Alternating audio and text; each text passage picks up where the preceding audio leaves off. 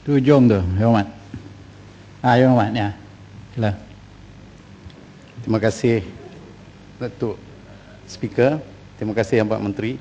Saya cukup kagum dengan bahasa yang digunakan oleh Menteri.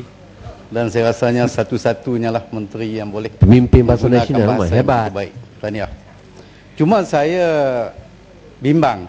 Walaupun Menteri mempunyai bahasa yang begitu indah, bahasa Melayu dia, tetapi kesungguhan pihak kementerian, sama ada Kementerian Yang Amat Menteri ataupun Kementerian Pendidikan, dalam usaha mendaulatkan bahasa Melayu itu sebenarnya amat diragukan.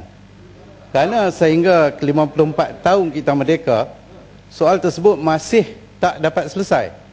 Malah beberapa tahun ura-ura kerajaan untuk menarik balik PPSMI pun masih belum muktamad. Jadi ini tidak termasuk lagi bidang-bidang lain. Dalam kebudayaan dan lain-lain lagi kita nampak begitu berkecamuk sekali. Apa komen Menteri dalam soal? Terima kasih Tuan Yang Di-Pertua dan terima kasih Sik.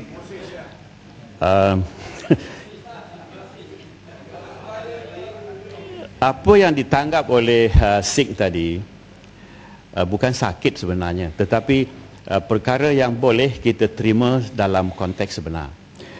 Sik tidak menyatakan aspek mana bahasa yang dikatakan gagal.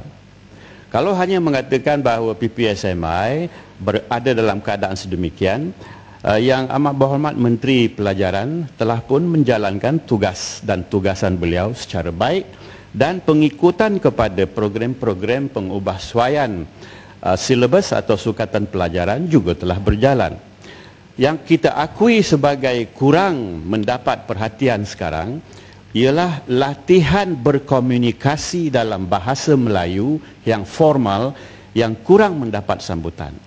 Justru apabila kita berhadapan dengan mereka yang menggunakan bahasa Melayu dalam konteks komunikasi selaras atau coordinated communication, kita tidak dapat menentukan apa yang sebenarnya harus berlaku dalam sinteks, dalam susunan ayat ataupun maksud yang disampaikan.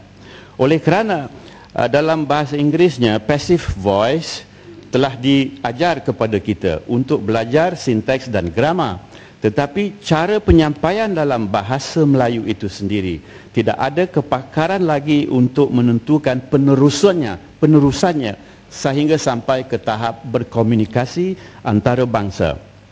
Jawapan ini mungkin tidak disenangi oleh banyak pihak, tetapi apa yang diragui ialah kestabilan sebutan dan kestabilan bentuk ayat yang diajar di sekolah itu.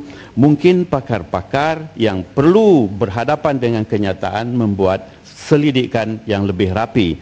Buat sementara ini, Tuan Yang Di-Pertua, perkara yang berhubung dengan budaya dan bahasa, ianya telah meningkat. Dan peningkatan ini dengan bantuan ahli-ahli yang berhormat boleh kita teruskan ke tahap membanggakan.